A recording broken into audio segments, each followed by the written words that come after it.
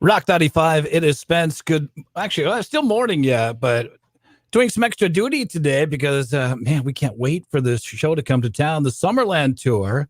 And joining me this time around is Doug Robb from Hoobastank. How are you? This time around, who else was there? Well, you were You here. told me I was the only one. We're excited for this show. Tell me, because I don't think you haven't been to Mankato. I want to say the last time was like 2006, maybe. It's been a while. It's been a second. Yeah. Yeah, it's amazing how time flies. We'll get to that because you have this 20th anniversary of that CD of yours. But tell me about joining the Summerland tour. I got a chance to talk with Art the other day, and he's super excited. It must have been a pretty easy decision to go, yeah, let's go out with Everclear. Yes, that's the short answer. We've known of the Summerland tour because Art's been doing it for a handful of years now. We've had friends that have played the tour and always came back with really cool stories and really cool experiences. And so when the offer landed at our doorstep, it was kind of a no-brainer. I'm a Everclear fan, and why would we say no? Yeah, it's going to be a really good one too. Everclear, Living Color, Hoobastank, and Wheatus. A week from Sunday at the Vettestone Amphitheater right here in Mankato. And you guys, I can't believe this. 20 years with your self-titled CD. Can't believe that. I know. Damn, that makes me feel really old. Yeah, I actually remember, I've said this before, I remember signing a record deal in 2000 and then going to our attorney's office and him kind of going through the details of the record deal. And at one point he said something like, and in 15 years, you guys will do XYZ. You'll have, I'm assuming he was talking about publishing stuff. And I remember thinking in that moment, and maybe even looking over at our guitar player and going, 15 years? Are you kidding me? Like, I'm going to be 40 years old in 15 years. It seemed like a lifetime away. And yet here we are 20 years later.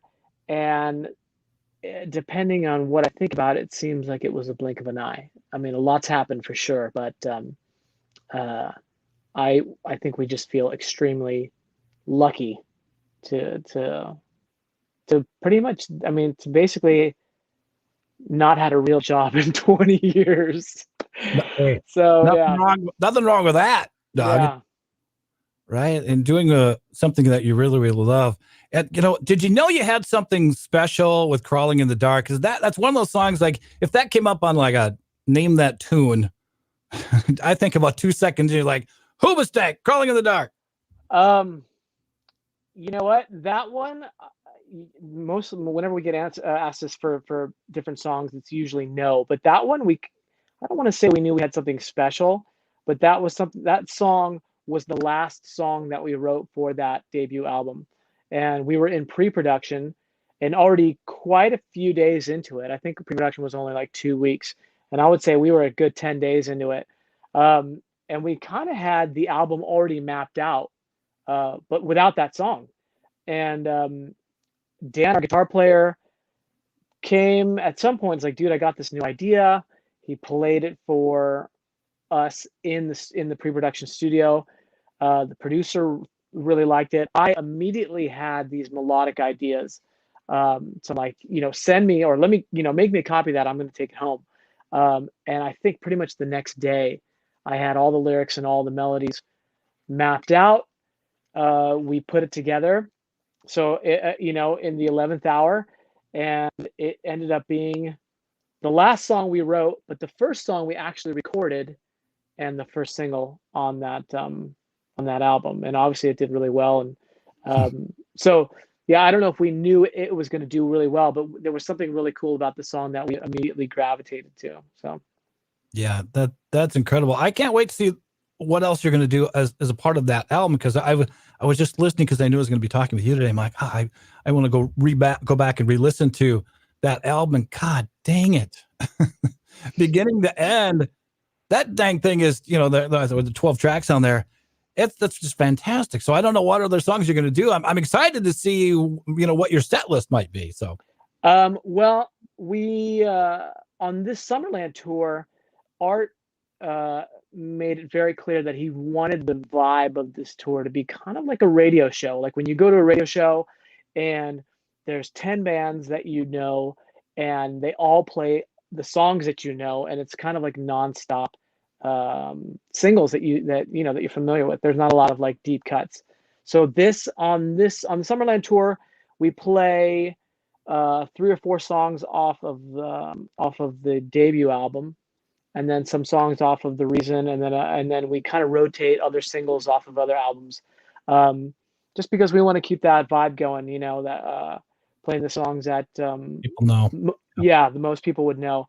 But we do have some shows planned for specifically for the 20th anniversary of the debut album, in which we'll be playing the whole album, front to back, and then we'll sprinkle in some other ones. Well, one thing I can say, because I've seen you 3 times, I just you explode on stage, and it's got to be fun to be back out playing again live. But one of the things I like about you guys, with the second you're out there, it's just I don't know. There's something clicks. There's an energy when you guys hit the stage. Thank you. I mean, I feel like there's only one way I know how to perform. It is what it is. It's kind of like I kind of feel like you go on stage and then you come off stage and you go, oh, what just happened? You kind of black out. You get in a zone. You feed off the crowd, you feed off the music, and then you let it go wherever it takes you. And most of the time, more often than not, it's usually a lot of energy and a lot of smiles. It feels good. I know smiling and energetic rock and roll music don't necessarily always go hand in hand, but they do sometimes with me, man. Sometimes I can't hide how much fun it is. Yeah, no doubt. Now, you guys, and I thank you for joining me and doing this today. I know you're really busy promoting a lot of different things, but I know you haven't put out an album in a few years. You guys working on anything new? Is that thought maybe down the road of putting out something new? Yeah, the short answer is yes. Thinking about new music, listening to new music ideas, working on some stuff. I think 2020 would have been the most predictable time for any, I guess, musician to go, let's put out new music because we're just going to be at home.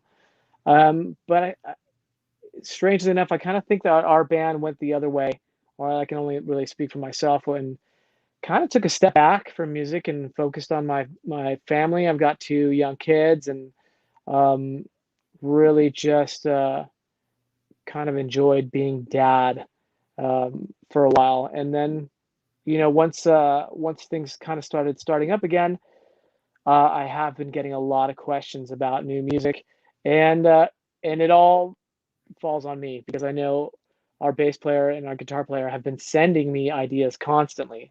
They're like, hey, what about this? What about this? And I'm like, great. And it's kind of just sitting on my computer, and but I have been listening to it again, going, okay, let's get this ball moving. Well, very cool. Now, we are getting close to Halloween, so will Ghostbusters make the list? Wow, I forgot we did that. I'm just teasing you. I didn't know if you were.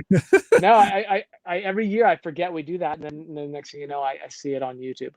Yeah, that one's fun. I love the video. I just watched that the other day again too. And we have that particular song we do an undercover thing at lunchtime, so it comes up once in a while. But thank you so much for your time. We're looking forward to seeing you part of the Summerland tour a week from Sunday right here in Mankato, Minnesota. Thank you, Doug, so much. Thanks for having me. I look forward to it. Let's crank this up. This is Hoobastank, Crawling in the Dark, and Rock 95.